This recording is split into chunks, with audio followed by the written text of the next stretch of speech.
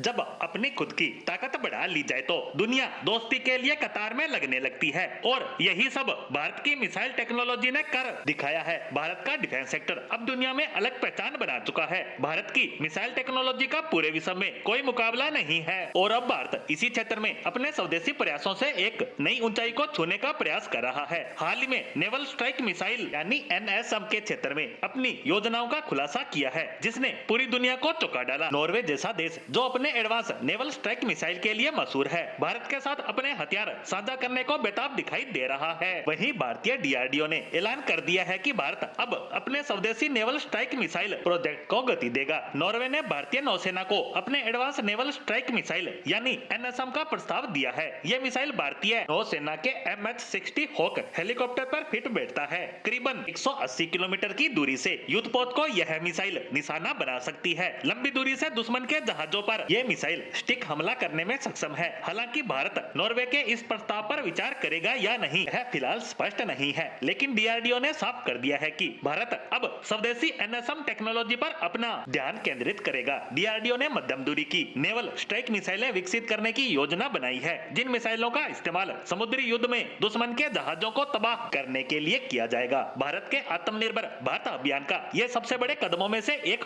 होने वाला है। वहीं बात करें अमेरिका और चीन की, तो अमेरिका और चीन जैसे देश अपने डिफेंस टेक्नोलॉजी पर पानी की तरह पैसा बहाते हैं, लेकिन भारत की खासियत यह है कि वह सीमित बजट में बेहतरीन टेक्नोलॉजी विकसित कर लेता है। यूरोपियन स्पेस एजेंसी की पूर्व डायरेक्टर जोहान डिस्ट्री ने एक बार कहा था कि अगर भारत को अमेरिका जितना बजट मिल जाए तो वो अमेरिका को पीछे छोड़ देगा। वैसे भारत की डिफेंस और मिसाइल टेक्नोलॉजी ने दुनिया भर में धूम मचा रखी है। नॉर्वे जो अपने नेवल स्ट्राइक मिसाइल का ऑफर देकर भारत के साथ दोस्ती बढ़ाना चाहता है, वहीं अमेरिका तो पहले से ही भारत को MH-60 हॉक हेलीकॉप्टर दे चुका है। इसके अलावा अन्य कई हथियार भी धीरे धीरे भारत आ चुके हैं। साथ ही दोनों देशों का यह आपसी सहयोग आगे भी ऐसे ही जारी रहने की पूरी संभावनाएं हैं, क्योंकि हाल ही में अमेरिकी राष्ट्रपति पद पर चुने गए डोनाल्ड ट्रंप के भारत के साथ पहले से ही रिश्ते काफी अच्छे रह चुके हैं और उम्मीद लगाई जा रही है कि दोनों देशों के रिश्तों में आने वाले समय में और नजदीकियां देखने को मिलेगी। वहीं बात रूस की करें तो रूस